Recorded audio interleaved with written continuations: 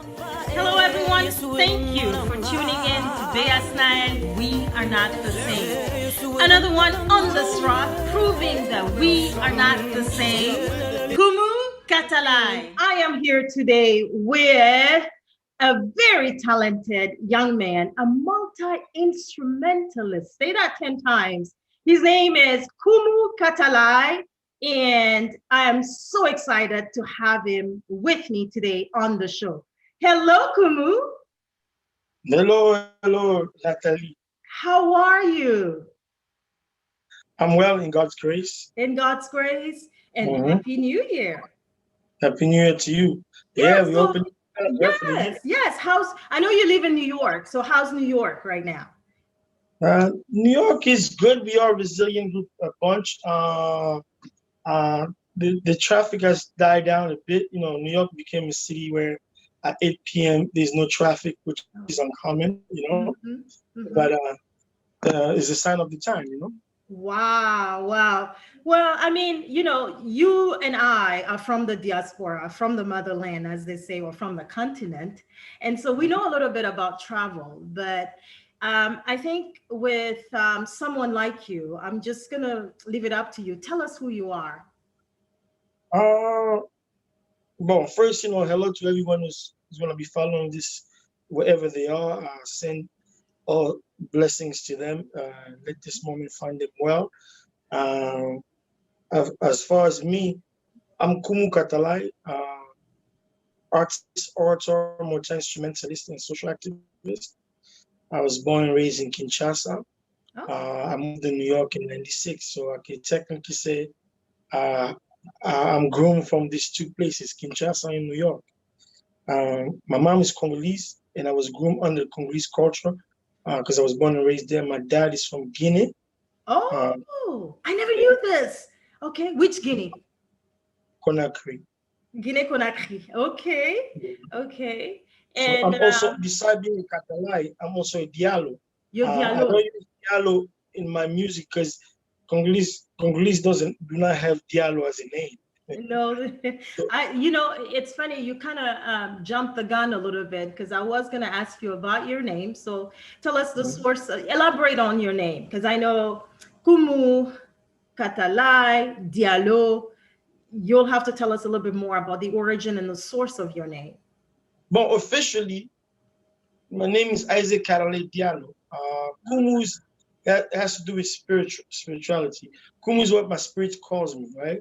Kumu is Lingala word for elder, chief, king, or wise, right? Okay, So that's what the spirit calls me. So, exactly.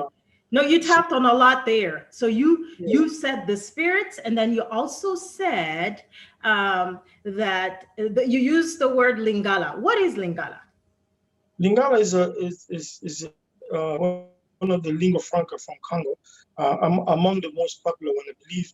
If Congo has 80 million people, due to its history, at least 85% of the people speak Lingala. That speak Lingala. And so Lingala is only spoken in where? Tell us exactly. Tell us a little bit more But about your dialect. Lingala is a popular lingua franca, which has traveled also through music.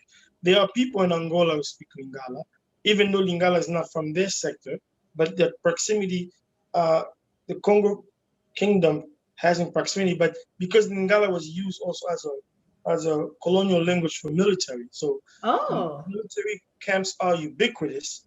So right. therefore, you have majority of Congo speaking Lingala beside other national languages like Swahili, Kikongo, Wow.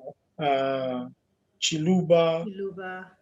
and yeah, those are like main. But you have also different, like more than 400 dialect language that's in between. So So, these are like the groups of people mhm. that represent this different section. But within those sections, you have like zillions of other languages. But Lingala became popular due to the notion that the Force Republique were very Yes. ubiquitous. Uh-huh. They were everywhere. So to enter the army, it was a language people were trained on. So whether you are Swahili, when you become a military, you have to speak Lingala. So it Wow. See, became, I did not know that. And now, you know, a lot of people don't know this, and maybe we can elaborate for some of our friends who are not from the diaspora. And There then are official and the languages. music also, the music Mhm. also made it a bit popular. The music Oh, itself made Lingala popular the because music, yes. most most We'll Congolese get to artists. that. We'll get to that. But I want you, come on, slow down. I want you to talk about your dialect, Lingala, and the beauty of what Lingala is. Because listeners, as a lot of people don't know about Africa. Of course, we're a continent that has been colonized by, you know, the French, the Dutch, the Congolese, the the Spaniards, as well Mm-hmm. as the Portuguese. Mm-hmm. But we have dialects. Mm-hmm. Some countries have more, some have less. But Mm-hmm. you mentioned the fact that Lingala was the official language for the military, but where exactly? Just in a specific area or all of Central East Africa? But I'm saying it was ubiquitous as far as historically speaking, as far as because I don't like to link our story to colonialism because it Right, kind of make me untap into my true vibration. right. But if we have to refer to it, the Force Republique was used under the Belgian colonial as Mm. military. Mainly, we're taking first from the Bangala groups, right? Yes, uh-huh. So now, and it made Lingala an official language for the military because army camps were ubiquitous.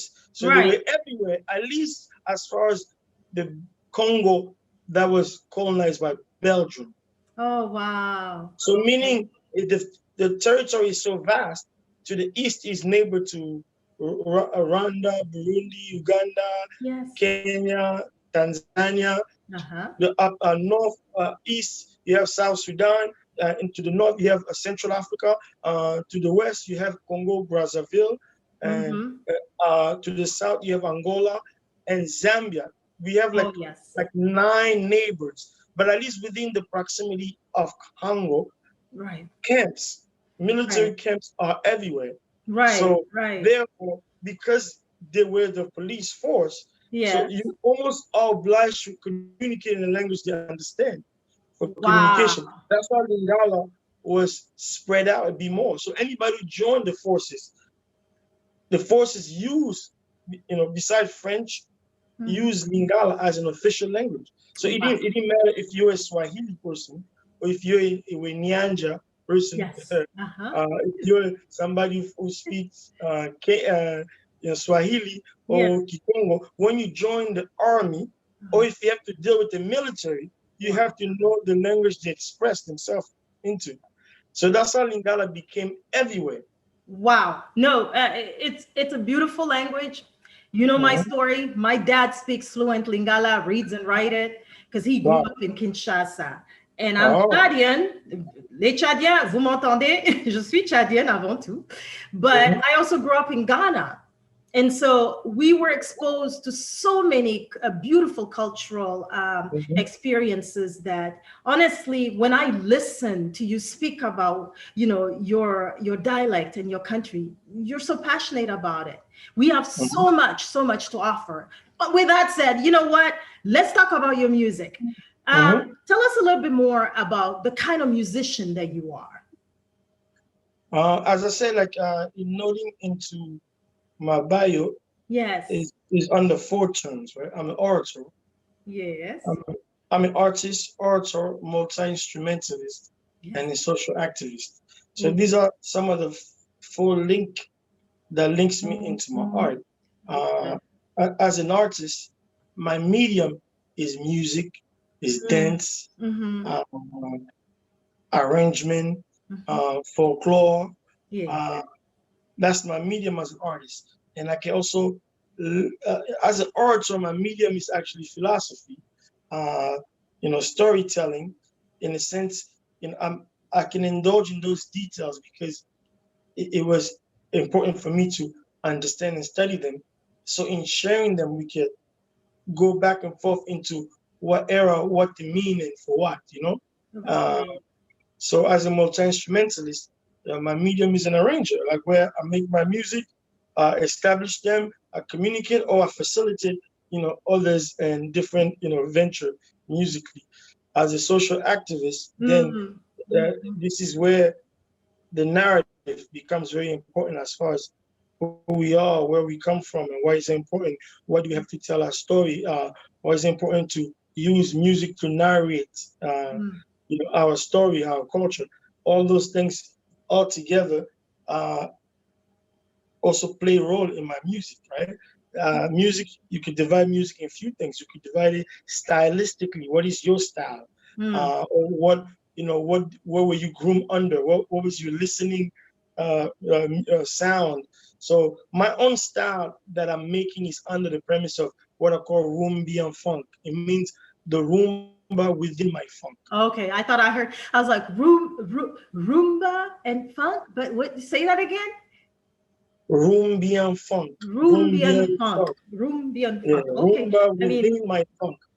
Okay, I'm liking that. Now you said something that was very, very instrumental into who you are and what you do. I think that's what shaped a lot of us to do what we're doing now. You mentioned just the force and the meaning behind being a social activist. I think what inspired you to become a social activist, because we don't always sometimes we do it by choice, and myself included. I'm a peace ambassador. Sometimes we also do it because there's a need or there's a source of pain somewhere that pushes us towards that direction. Can you elaborate on that? But it first comes to an understanding of who you are and what is your mission here. As a youngster, yes, I was called a logical thug. Oh wow. That's huge. A logical thug because I didn't understand why naturally I was already rebellious, wow. because I did not stand for the status quo, Right. And then I came to know it's because I don't like injustice. yes. And I don't like injustice, or I also like things that make sense, right? Absolutely. Yeah, it has to make sense to the bigger picture. Yes. Like, how come that's making only sense when these people are pushing the narrative here and wants everybody to believe this is it? It's like, it's not like I don't want to react to it. It's just, I don't find any reaction because it's not touching my spirit. Absolutely. You know what I mean? Absolutely. So you come to become one with your spirit. What touches your spirit? Besides growing up as a logical thug, now that's why I guess I like Tupac a lot, because he's a thug like that. I was gonna give you a list of musicians or people who we'll leave that alone, as one of my friends says. But but I grew up to pick my battles because the key was to know who am I and why am I here for. And in understanding it, I don't really combat a lot of things. So I choose the narratives, because I figure it all comes down to the narrative. You know what I mean? Yes. It all comes if I have down a platform to to the tell a narrative. story, it comes down to the narrative. If somebody's gonna force me to read the story to believe in them more than I believe in myself, then it is about narrative. So that's my social activist part. Beyond the overall, my people are wrong. I'm not a victim. That's what you see. I don't choose. We're victors. We're not victims. Yes. And it's a that's mindset. why I don't choose to speak about colonial. That's why the colonial story narrative, while I know its existence, but my entity doesn't recognize it because I'm not a victim. So my narrative is meant to encourage and to reboot. Ignite something in you. Yes. No, you're being modest.